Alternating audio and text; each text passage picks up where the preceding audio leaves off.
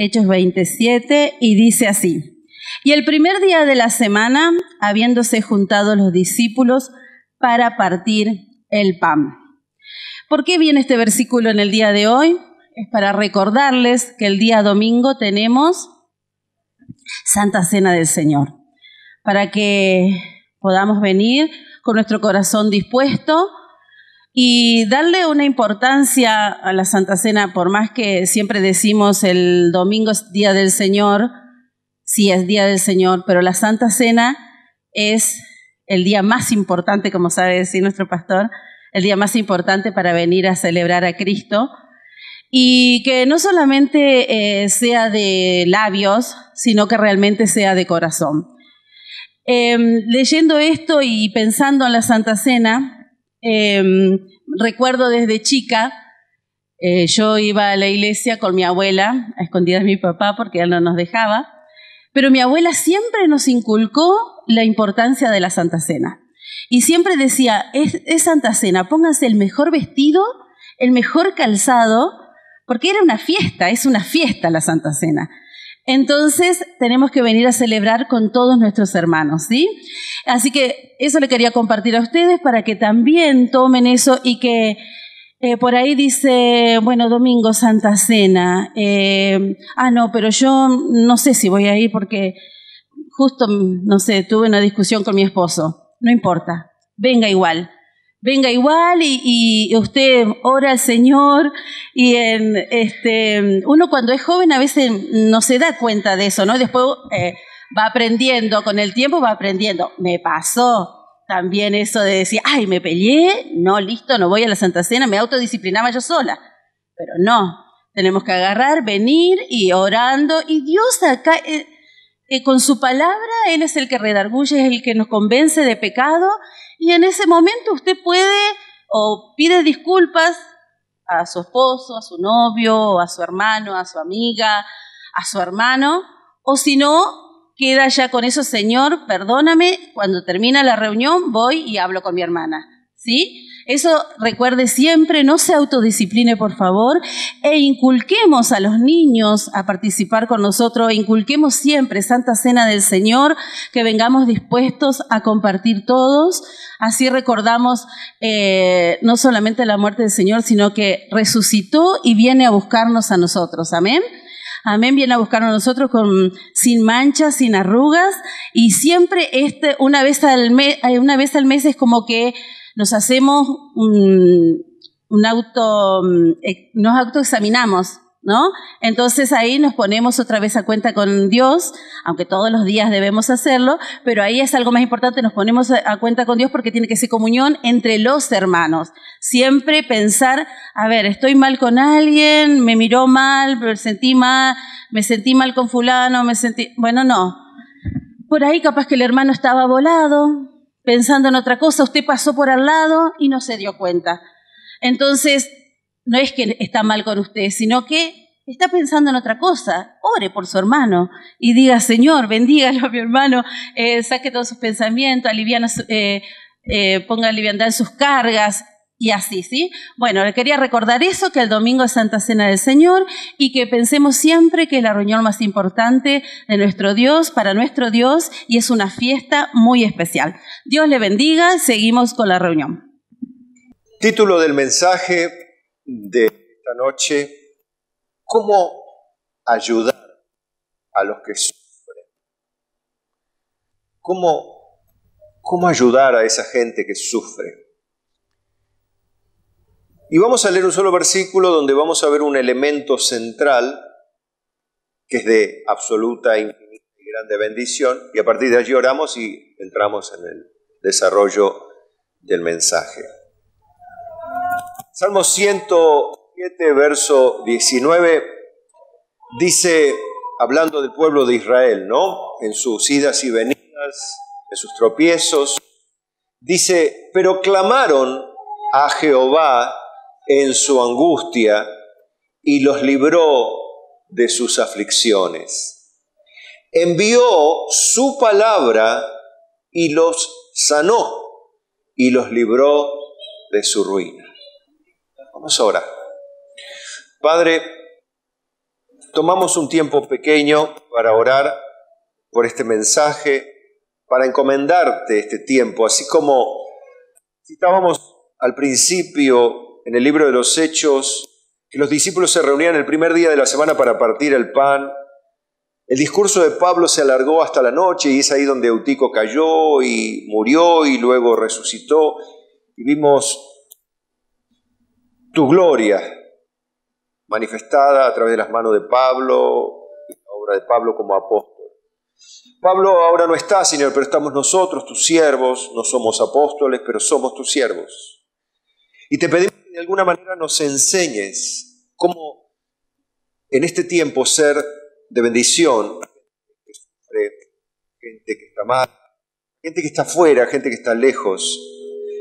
De alguna manera para que a ellos también les llegue la palabra y los sanes y los libres de su ruina, como el salmista también citaba en el Salmo 107. Padre, te encomiendo a tu siervo que va a predicar tu palabra, para que lo haga con libertad, con firmeza, con autoridad, pero también con sensibilidad, atendiendo y viendo las necesidades que podrían ser parte de nuestro entorno, para que con la ayuda de tu Espíritu y la palabra nos des esas herramientas que van a ser de gigante bendición para los que sufren, que de otra manera no podrían alcanzarlas en este mundo. Señor, gracias. Líbranos del mal, del maligno, de nosotros mismos, de nuestras torpezas y prejuicios, y con libertad podamos el más pequeño, el más grande, en el nombre de Jesucristo. Y todos decimos amén. Bueno, puede tomar su asiento.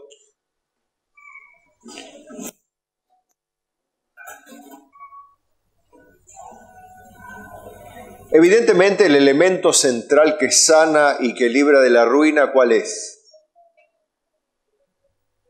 Aquí, sin duda, su palabra.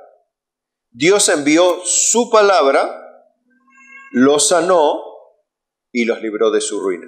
Qué bueno sería entonces que a los que sufren les llegue la palabra de Dios y los sane y los libre de su ruina. Ahora debemos, como siempre, plantear los contextos en donde la palabra puede ser enseñada, anunciada, compartida. Usted bien sabe que ningún ser humano que no nazca de nuevo puede recibir como de Dios la palabra de Dios, porque es muerto en sus pecados. No puede. Escuchará el español en el que le hablamos, pero no entenderá a cabalidad la profundidad y la eternidad del significado de las palabras. Es ahí donde, lamentablemente, usted debe decir, es inútil tratar de enseñar argumentos teológicos o principios teológicos de gran profundidad a personas que no pueden oír. Es como tratar de enseñarle al sordo hablándole, o tratar de enseñarle al ciego escribiendo en un pizarrón. ¿Qué va a aprender el ciego y el sordo? Nada.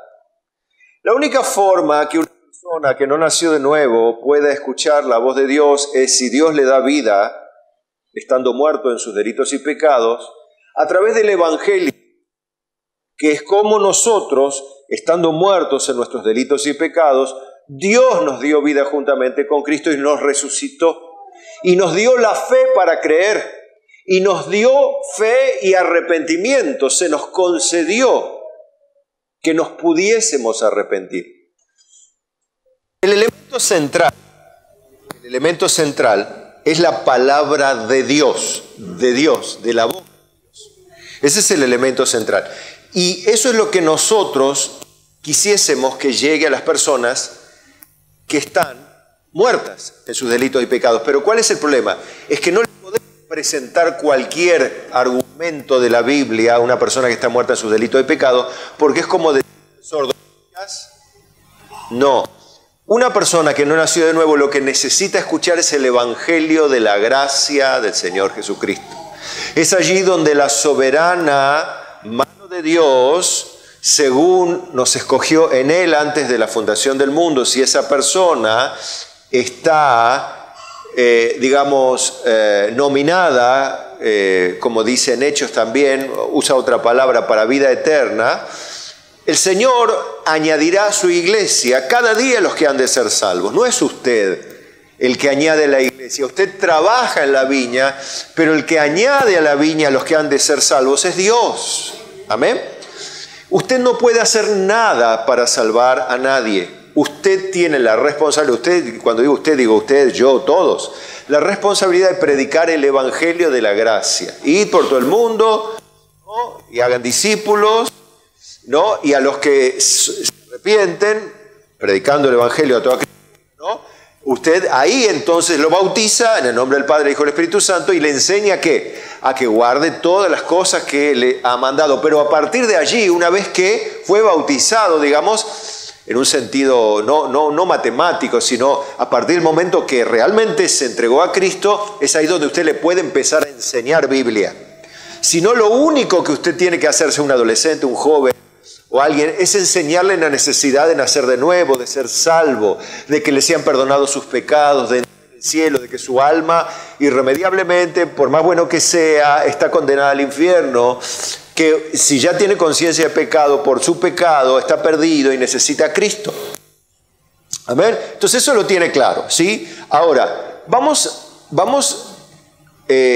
a ir solamente diciendo en esta parte que se puede hacer mucho menos para ayudar a una persona que sufre que por una persona creyente que sufre. Y ahora va a notar grandemente la diferencia.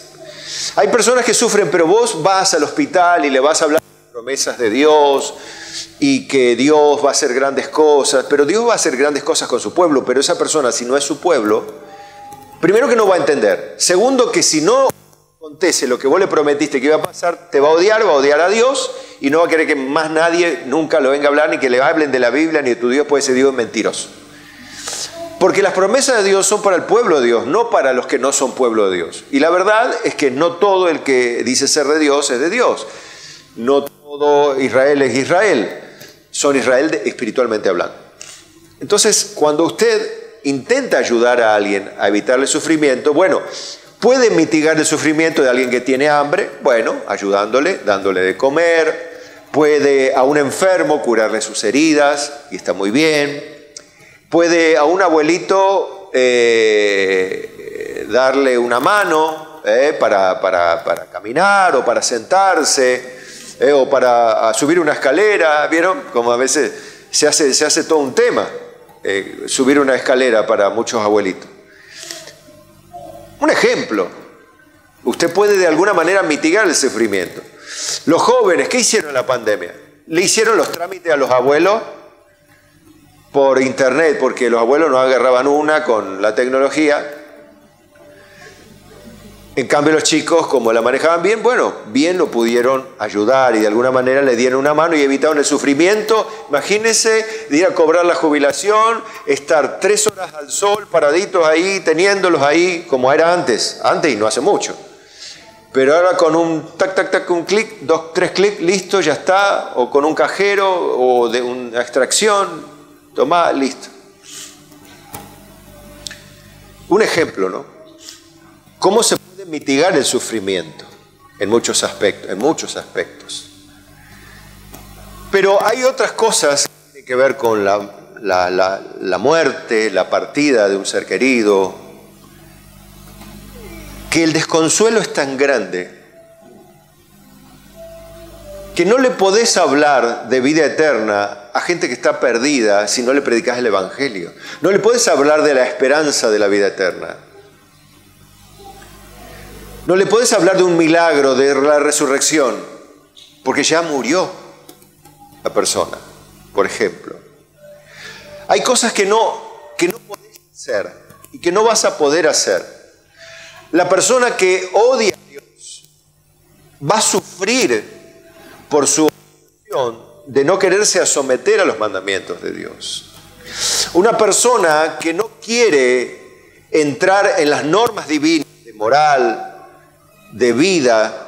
Una persona que no quiere aceptar el matrimonio como estilo de vida diseñado por Dios para vivir, donde papá es la cabeza del hogar, mamá acompaña esa tarea de guiar el hogar y juntos criar a sus hijos con amor, dándoles ejemplo de fe, de firmeza, fidelidad, cariño, respeto mutuo. Ahí donde los niños crecen con una comprensión plena de lo que significa ser un hombre o una mujer. Ahí le podés ayudar dándole consejos que tienen que ver con lo moral. Moralizar una persona, pero hay personas que no aceptan los valores morales. Entonces nunca a una persona que aborrece la moral, enseñarle moral. Vos sabés que hay cosas que Dios diseña que tienen que ver con leyes morales, así como las leyes físicas, que no pueden quebrantarse. ¿Vio a alguno que desafió la ley de la gravedad y le fue bien? Porque dice, yo no creo en la ley de la gravedad. Aunque no crea, se va a hacer daño. Bueno, así también, aunque no crea en las leyes morales de Dios, no por eso le va a ir bien. Le va a ir mal en la vida. Puede que le salga bien alguna artimaña circunstancial, mi amado hermano. A cualquiera le sale bien, por ahí pega un golpe en el Kini 6 y sacó, supóngase, 6 millones de pesos, ¿no?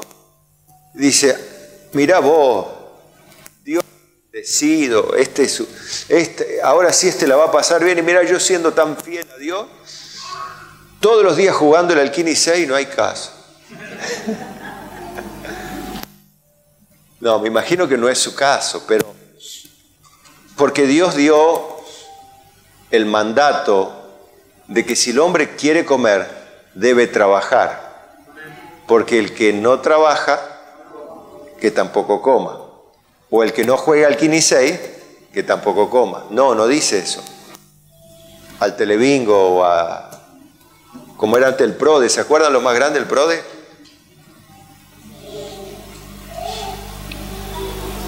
Me hace acordar a mi abuela, como decía Vero hoy, esas cosas, cuando escuchamos por radio los partidos y completar los 13 puntos. Mi abuelo era un loco en ese punto, ¿no? Pero nunca ganó nada. Un montón de dinero. Siempre fue así. Pero bueno, a último momento, como siempre, cuando ya no le quedaba corazón, Dios le cambió el corazón y se fue para el cielo.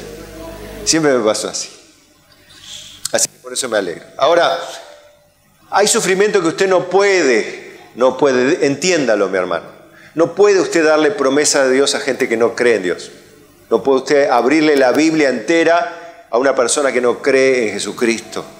No puede, no porque, bueno, pero puede ser, pastor, que en algún momento se afloje su corazón. Bueno, puede ser, pero no es la norma general. Convengamos que Dios no es, Él creó la matemática, estableció un universo a través de la matemática, todo nuestro organismo funciona de manera electroquímica, de manera maravillosa, y hay ecuaciones que pueden definir todo el funcionamiento del cuerpo humano a través de la química, a través de la física. El universo es absolutamente exacto, con decimales y decimales y decimales y decimales, y vemos la exactitud y el equilibrio y la perfección de Dios en el universo. Tanto a nivel macro como a nivel micro, a nivel atómico, a nivel subatómico, puede haber partículas, se pueden calcular, todo con matemática. Es absolutamente alucinante como Dios pone su firma en eso. Amén.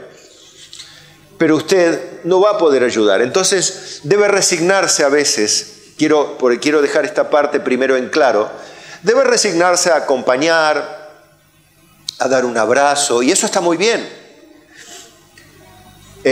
A darle una palmada, y no muchas palabras, y no mucho de Dios, porque no entiende a Dios, no ve a Dios. Los ciegos no ven, por más que usted decía, pero mirá, ahí está. Los fariseos lo tenían delante a Dios y no lo veían. Había muchas personas, ¿te recuerda cuando Pablo va a orar con Juan al río ahí? ¿Y quién se convirtió ahí? esa mujer vendedora de púrpura llamada Lidia. Dice que Dios le abrió el oído para que entendiese, pero no era la única que estaba ahí. ¿Y por qué Lidia? Recuerda que Lidia después fue la que en la iglesia estuvo ella también luchando muchos años después con otros hermanos. Aparentemente algunos creyeron, pero otros no. Pero Dios le abrió el oído ¿a quién? A Lidia. ¿Se da cuenta? Entonces Dios le tiene que abrir el oído, no usted. Usted le va a gritar, va a decir, ¿cómo puede ser tan cabezadura? ¿Cómo no puede entender? No puede entender porque es sordo. O está muerto en sus pecados. Todavía tiene vida física, pero está muerto y está sufriendo. ¿Cómo puedo mitigar el sufrimiento? Y bueno, ya le digo, a través de la medicación, a través, por supuesto, solo tiene que administrar un médico, ¿no? Hay medicación que mitiga el dolor, mitiga el sufrimiento, de alguna manera, hace que la persona sufra menos, correcto. La compañía hace bien, está bien, acompañar. Ahí donde usted puede hablar de Dios, claro, y del Evangelio y de su propio testimonio, pero por supuesto. Pero no espere que entienda todo si primero no se arrepiente de sus pecados. ¿Está? Bien. Ahora, con todo, nuestra palabra no es como la de Dios. Por eso es que necesitamos que Él nos use con su palabra para ayudar al que sufre. ¿Está? Él dice en Efesios 4:9, mire cómo nos damos cuenta que necesitamos que Dios esté en nuestra boca, que no es cuestión de abrir la boca y decir, bueno, abre tu boca, yo la llenaré, y abro boca y de un par de sandeces, ¿ves? Dios llenó mi boca.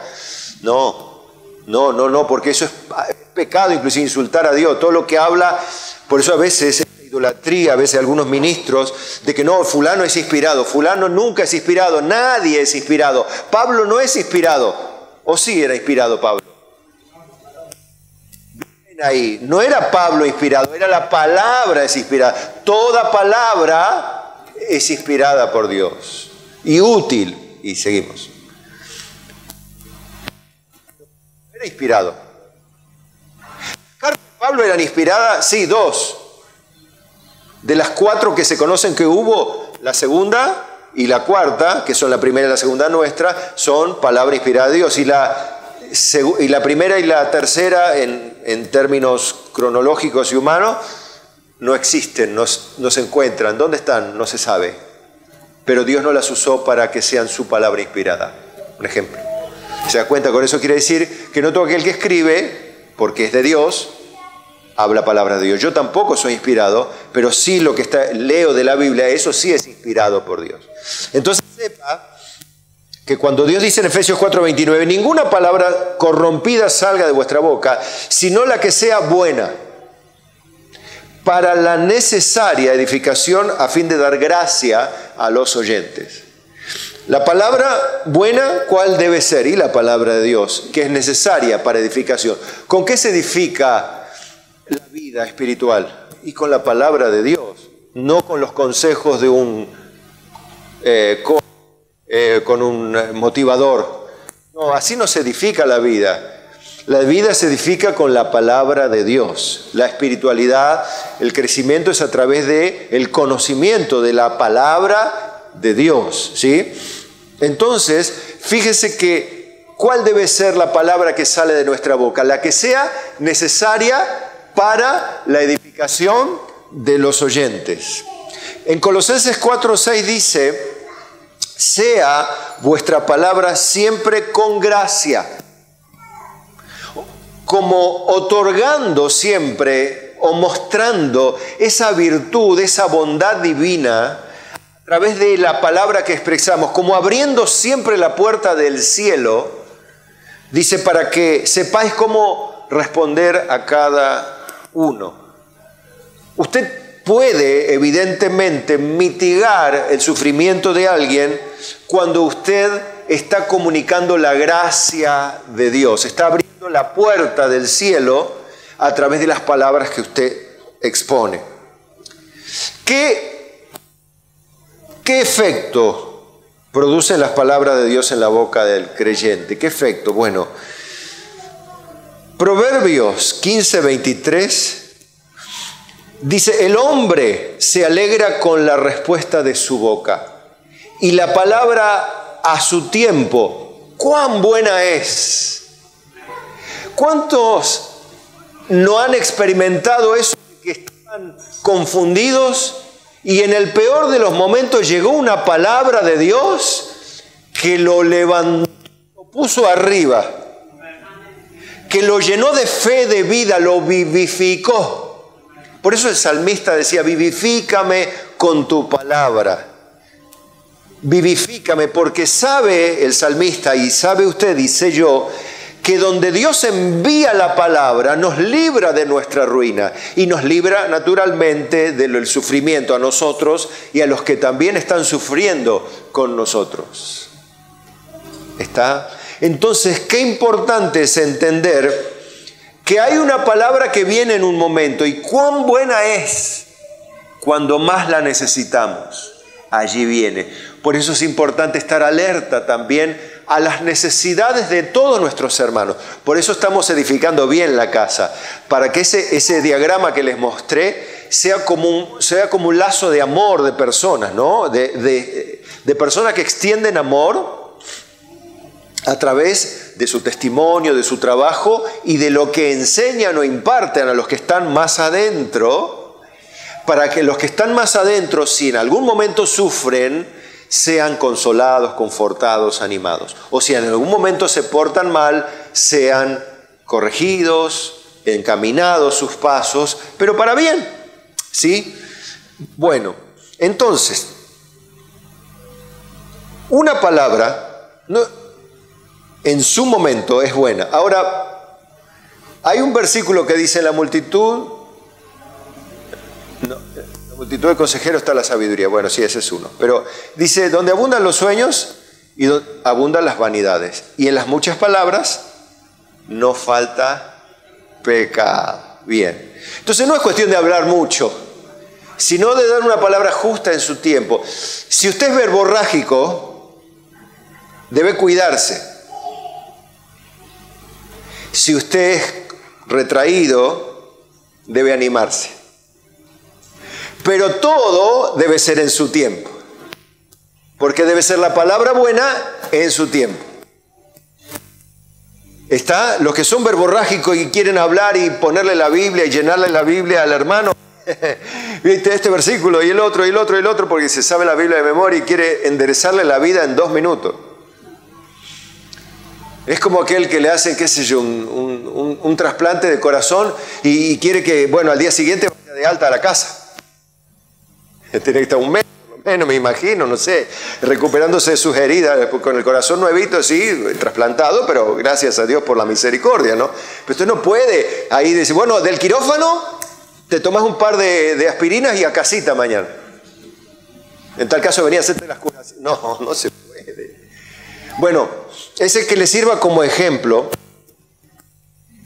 se necesita tiempo para que la persona también sane y llegue a algo en su justa medida. Proverbios 12:18. Hay hombres cuyas palabras son como golpes de espada.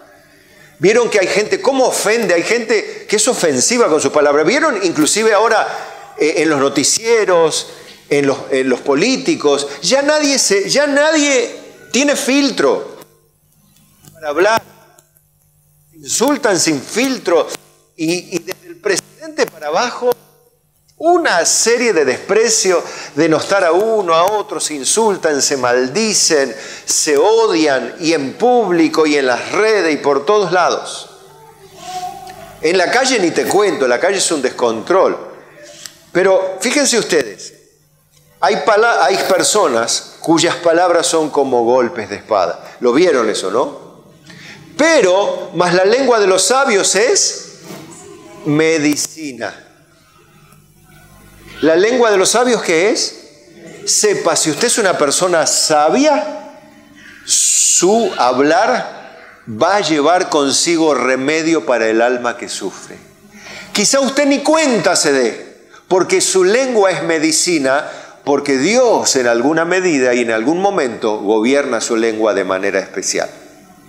Así como pasaba cuando le decían, ustedes si los toman presos, no se preocupen por lo que van a decir.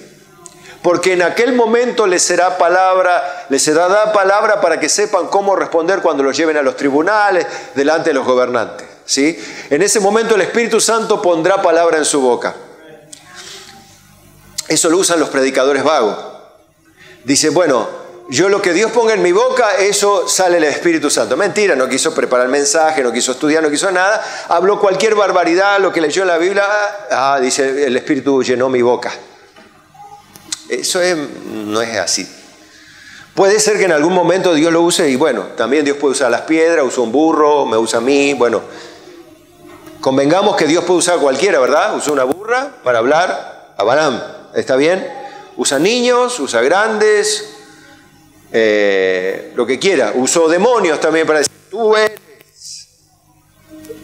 el Cristo, el Santo de Dios, decían los demonios del Gadareno, ¿recuerdan? Cállate, le decía Jesús, tú eres el Santo, has venido a destruirnos. Decía la verdad.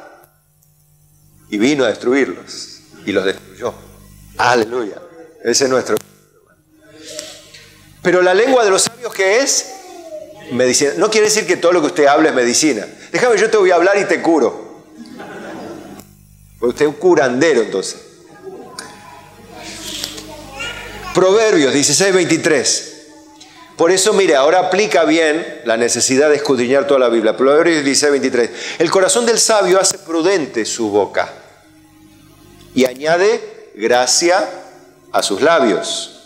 Panal de miel son los dichos suaves, suavidad al alma y medicina para los huesos. Otra vez más o menos lo mismo.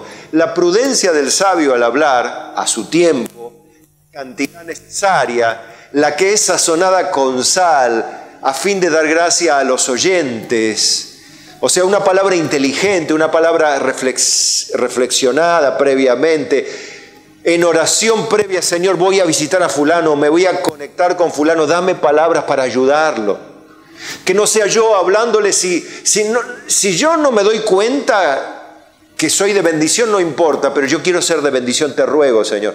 Que mi vida, que mi lengua no sea de tropiezo para mi hermano. Que mi hablar, si yo no quiero sentir un poder que viene, yo lo que quiero, Señor, es hacerle bien a esa persona. Quiero sacarle el dolor del alma. Y usted, le va a pasar, quizá a usted, como le pasó a muchos, a mí me pasó durante muchos años, ni me di cuenta, y después de 20 años me vienen diciendo, pastor, ¿sabe? Mi papá, cuando usted hace muchísimos años había empezado a hacer, él tiene poder, él fue salvo por eso, él nunca vino, nunca le conoció, usted nunca lo conoció, pero usted no sabe toda la bendición que recibió mi padre antes de morir. Y yo nunca me enteré.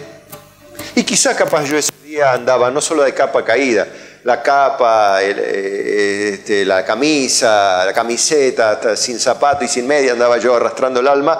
Sin embargo, Dios es Dios y Él nos usa como Él quiere.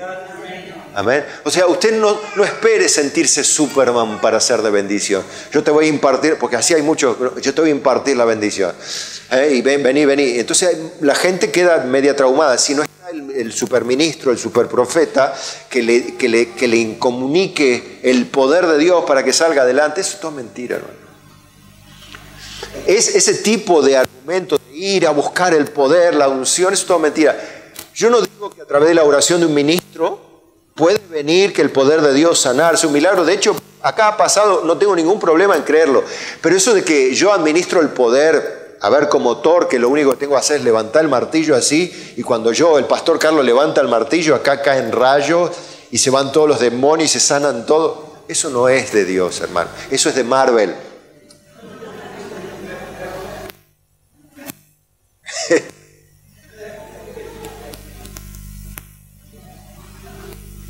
Yo quiero centrar su mente y su corazón. Panal de miel son los dichos suaves, suavidad al alma y medicina para los huesos. Pero mire esta parte, ahora viene la más linda. El amor mutuo es lo que más ayuda en el sufrimiento de los hermanos al haber uno, ¿no?, experimentado los mismos padecimientos. Mire Hebreos, cómo hace justamente esto, le anima a ver a los cristianos hebreos esto, mirando para atrás, el escritor de Hebreos. 10:32. Dice, pero traed a la memoria los días pasados en los cuales después de haber sido iluminados. Vieron que hay un momento en que somos iluminados. Lo que hablamos al principio, hay un momento en que todavía no.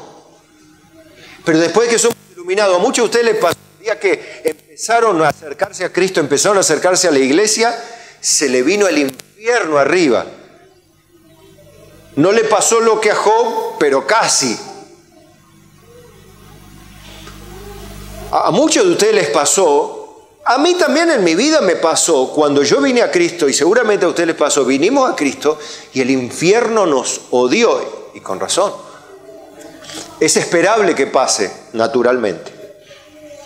Por eso Pablo dice otra vez lo mismo, traed a la memoria los días pasados en los cuales después de haber sido iluminados, sostuvisteis gran combate de padecimiento. No dice, bueno, la pasaste mal, pasaste un mal rato, sino gran combate de padecimientos. ¿Qué significa esta frase? ¿No? Porque entre gran combate de padecimientos y pasar un mal momento o hacerse mala sangre un rato, creo que son diferentes las frases, ¿no? Tienen un contexto muy diferente. Es tener un tiempo, una vida de perros prácticamente, una vida de asedio, de estar mal todo el tiempo, sufriendo, llorando. Eso yo lo asocio con un gran combate de padecimiento. Y un mal momento es, bueno, una renegada y pasó y se fue. Pero Pablo les hace recordar esos momentos. Dice, por una parte, y fíjese, le dice cómo, por una parte ciertamente con vituperios y tribulaciones fuisteis hechos espectáculo. O sea, fuiste el hazmerreír de todo el entorno, que se burló de vos, de tu familia, que dice vos sos un tonto, ahora te metiste en la iglesia, volviste ahí, andá, que esto, que... Bueno, ese tipo de desprecio no te cause rareza, no es normal, es común que pase. Es más común de lo que vos crees. Dice, y por otra, y ahí viene la frase, llegasteis a ser compañeros de los que estaban en una situación semejante. Acá alguno podría decir, vio acá, aplica lo contrario, de mal de muchos, consuelo de tontos. ¿Sí, vio esa frase? Bueno, acá en la Biblia dice al revés. El mal de tus compañeros es el consuelo tuyo también, porque vos, como ellos, padecen juntamente por la causa de Cristo. Porque de los presos también os compadecisteis, y no está hablando de los presos por delitos comunes, está hablando de los presos por causa del Evangelio, aquí particularmente, ¿no? Y del despojo de vuestros bienes sufristeis con gozo, no porque despilfarró la plata y agarró la tarjeta de crédito y prendió fuego, y después le cayó un juicio y le embargaron la casa y perdió la casa por mal administrador. No, sino que el Estado le expropió la casa a los creyentes como castigo por ser creyentes. No hay derecho para eso, pastor. Claro que no, pero lo hacen igual. Dígame en qué país no hay leyes. En todas hay leyes, pero aún los gobernantes las transgreden en nombre de la justicia y en nombre de la paz. Y a veces hasta en nombre de Dios se cometen tantos delitos. Pero dice, pero el despojo de vuestros bienes sufristeis con gozo. ¿Cómo el despojo de los bienes sufristeis con gozo? ¿Cómo puede ser que te dé gozo perder lo que toda la vida trabajaste por tener? Claro, es que no lo perdiste por mal administrador, lo perdiste por creyente. Y eso es una honra. Así como para el soldado de Malvinas, dice, esta cicatriz que tengo o esta pierna que perdí es una honra para mí porque la perdí por causa de mi patria, dice. Yo lo que padecí, no lo padecí por el comandante en jefe de la Fuerza Armada de la República Argentina en 1982. Yo mi pierna la perdí por mi patria, dice. Mi brazo, mi mano, Y el fusil lo empuñé por mi patria, por defender a mi gente, a mis hijos, como hacen los ucranianos hoy. Pelean y empuñan el fusil, aún las mujeres empuñan el fusil por defender su tierra y a sus familias. Y es una honra morir, dicen ellos. Bueno, que eso te sirva, traspolalo al Evangelio de Cristo. Que el despojo de tus bienes, por supuesto que te trae dolor, que te corten una pierna no es nada divertido, pero luego se convierte en una causa de honra, porque por la causa de Cristo me quitaron todo. Por la causa de Cristo me despreciaron. Por la causa de Cristo me echaron del trabajo. Por la causa de Cristo perdí mi familia. Pero por la causa de Cristo estoy en Cristo y pertenezco al reino de los cielos. Ahora soy conciudadano de los santos y miembro de la familia de Dios. Amén.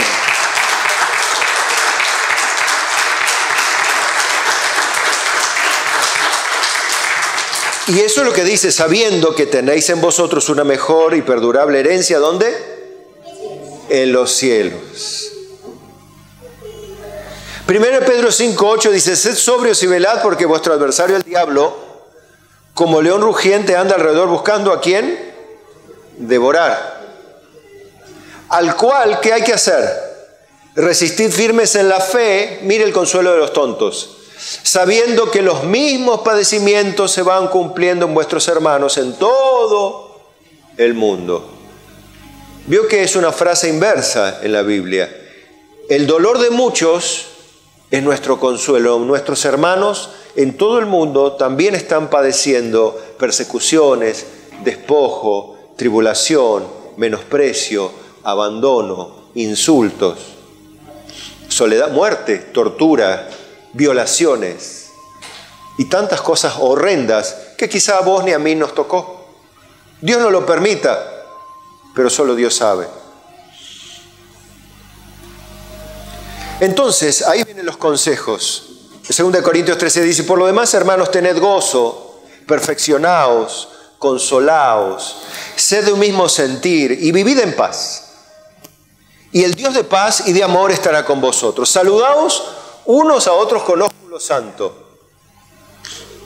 Hasta el saludo Dios nos invita.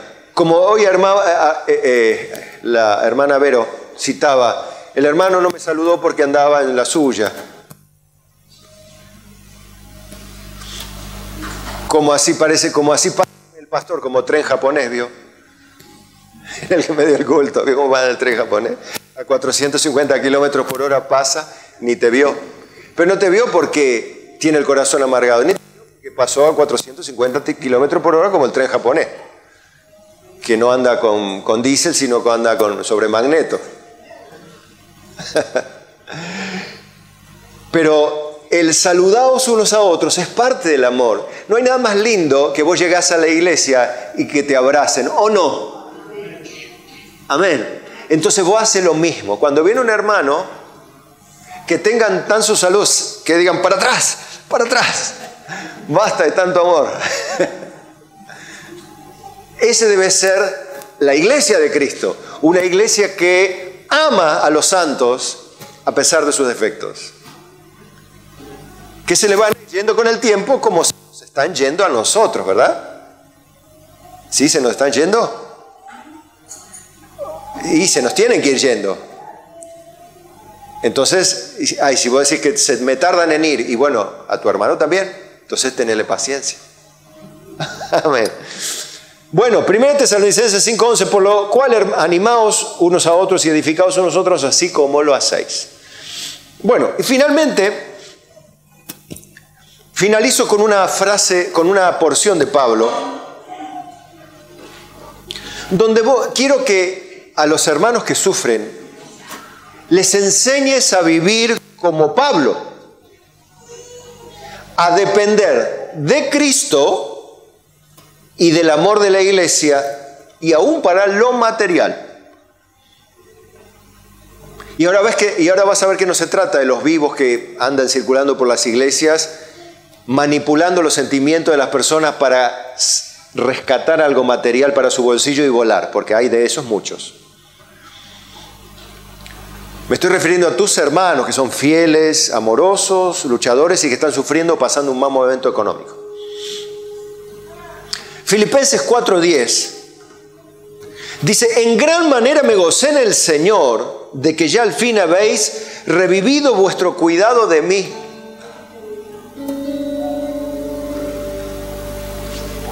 De lo cual también estabais solícitos, pero faltaba la oportunidad. Vuestro cuidado de mí, dice Pablo, o sea, ¿cómo lo cuidaban a él? Y dándole sustento. Lo habían revivido porque habían dejado de hacerlo. Habían dejado de sustentar a Pablo. Y Pablo no dice, ahora venís después de tanto tiempo. Ayudarme otra vez. Y todo el tiempo que yo pasé hambre y necesidad, ¿dónde estuviste? No. Eso no hace un hombre o una mujer de Dios. ¿Qué hace? En gran manera me gocé en el Señor, en que al fin habéis revivido vuestro cuidado de mí, del cual también estaba solícito, pero faltaba oportunidad, él comprendía. No lo digo porque tenga escasez, o sea, no se los estoy reclamando, dice, pues he aprendido a contentarme, cualquiera sea mi situación. Digan conmigo, debo aprender a contentarme, cualquiera sea mi situación. Y decirle al que está al lado, esto es mío, ¿no? Incluyendo la situación en la que estás hoy. Porque a veces, bueno, lo que pasa es que lo de hoy es más complicado. Lo de hoy es más complicado, pero también está dentro de la cualquiera sea mi situación. Entonces, la de hoy también, si no estás contentándote en Cristo, debemos aprender, ¿o no? A contentarnos cualquiera sea nuestra situación. Decía Pablo, sé vivir humildemente. Usted puede decir, yo sé vivir o tengo que aprender. Y sé tener abundancia. O sea, sé tener plata en el bolsillo. A mí la plata no se me sube a la cabeza. Hay gente que tiene plata en el bolsillo y la prende fuego. Y hay que saber vivir con plata. ¿Está bien? Hay que aprender a vivir con dinero en el bolsillo. Y hay que aprender a vivir sin dinero en el bolsillo. Hay que ser un buen soldado, hay que estar preparado para todo. Para combatir en lugares muy peligrosos, como para combatir en lugares muy sencillos. Sé vivir humildemente y sé tener abundancia en todo, y todo estoy enseñado así para estar saciado, y para tener hambre, así para tener abundancia como para padecer necesidad. O sea, usted debe y yo debemos aprender a vivir como Pablo, cualquiera sea la situación, contentarme. Diga conmigo, debo aprender a contentarme.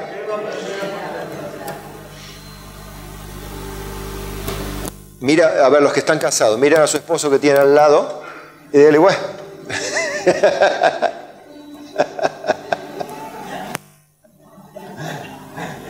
¿Qué va a hacer? O ahí hay novios también, díganse. Bueno.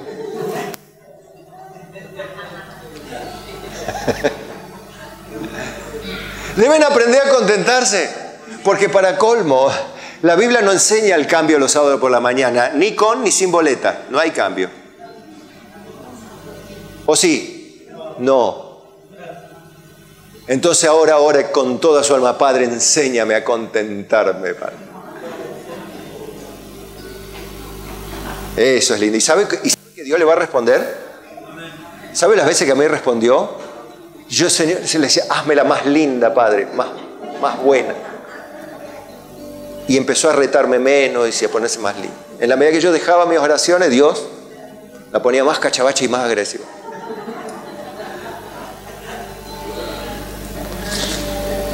Pero fíjese, todo lo puedo en Cristo que me fortalece. ¿Quién fortalece? Cristo. Entonces vos le tenés que enseñar a la persona a fortalecerse ¿en quién? En Cristo, no en la iglesia. No, vos tenés que ir a la iglesia, no, vos tenés que ir a Cristo. La iglesia va a ser el resultado de ir a Cristo. Pues si vos vas a Cristo y no vas a la iglesia, y no sé si vas a Cristo. Porque los que están en la iglesia están en Cristo. Y si vos estás en Cristo, tendrías que estar en la iglesia. Lógica, práctica, común. Bueno, sin embargo, bien hicisteis en participar conmigo en mi tribulación. Y sabéis también vosotros, oh filipenses, que al principio de la predicación del Evangelio, cuando partí de Macedonia, ninguna iglesia participó conmigo en la razón de dar y recibir, sino vosotros solos. Pues a una Tesalónica me enviasteis una y otra vez para mis necesidades. No es que busque dádivas, sino que busco fruto que abunde en vuestra cuenta. ¿Creen en la sinceridad de Pablo? Sí, yo creo que sí, porque es más, es palabra inspirada de Dios. Dice, pero todo lo he recibido y tengo abundancia, estoy lleno, o sea, estoy bien, gracias a Dios. Habiendo recibido de Epafrodito lo que enviasteis, olor fragante, sacrificio acepto, agradable a Dios. Entonces cierro con la promesa que le deja Pablo a la gente que amó a Pablo, compartiendo el sustento para el trabajo tan difícil que tenía que hacer, porque él no era como el mío, que yo vengo a la iglesia y me encuentro con un grupo de colaboradores hermosos y gente que me ama, que me recibe y me ayuda. Pablo estaba solo, en la cárcel, azotado, de vez en cuando lo visitaba Lucas, alguna vez que Timoteo, alguno que otro por allí, pero nada más. Y lo único que esperaba es que lo maten o que lo dejen salir, pero probablemente lo iban a matar. O sea que no era fácil vivir así. Pero a Pablo le enviaron ayuda y él estaba contento, cualquiera sea su situación. Entonces le dice, mi Dios pues suplirá todo lo que os falta conforme a sus riquezas en gloria en Cristo Jesús. Entonces vos le decís, aprende a vivir como Pablo, haz lo mismo que Pablo y Dios también suplirá todas tus necesidades, sean afectivas, familiares, personales, materiales, laborales, intelectuales, espirituales, las que quieras, las que tengas. Dios dice, mi Dios pues suplirá lo que os falta conforme a sus riquezas en gloria. ¿Cuánta riqueza en gloria tiene el Señor en términos numéricos? Infinito. Por lo tanto, es indeterminado por la cantidad infinita de recursos que Dios tiene para asistirnos a nosotros, que le amamos. Por tanto, si alguien sufre al lado tuyo, lo mejor es comunicarle la palabra, compartir tiempo con él, enseñarle a ser como Pablo, acompañarlo, una buena palabra en su tiempo, un momento de oración, ser prudente con la lengua y dejar que Dios te use con su gracia para que la vida del tal o la tal sea vivificado por Él para su gloria y para beneficio y alegría de todo el pueblo de Dios. Amén. Aleluya. Oramos. Amado y buen Dios, gracias por tu palabra hermosa, que nos hace tanto bien. Bendecimos a nuestros hermanos, bendecimos a los que nos bendicen y aún a los que nos maldicen para que sean salvos. Te pedimos la gracia suficiente para que cuando abramos nuestra boca sea un manantial de agua dulce, agua potable, como la Biblia utiliza esa figura así. El hablar nuestro sea el hablar de los sabios, nuestra lengua sea medicina para el que sufre, para el que está desamparado, aún inclusive, como aprendimos al principio, para aquel que no te conoce, para que quizá tú le concedas arrepentimiento para salvación. Padre, te encomendamos nuestras vidas frágiles, nuestras vidas que no tienen nada de bueno humanamente. Solo tu Espíritu Santo que vive en nosotros, que produce el fruto para tu propia gloria. Llénanos de ese Espíritu, satúranos del bien de tu palabra y conviértenos en antorchas que resplandecen en lugar oscuro para que otros vean tu luz, te amen, crean y sean salvos. Y todos decimos amén y amén.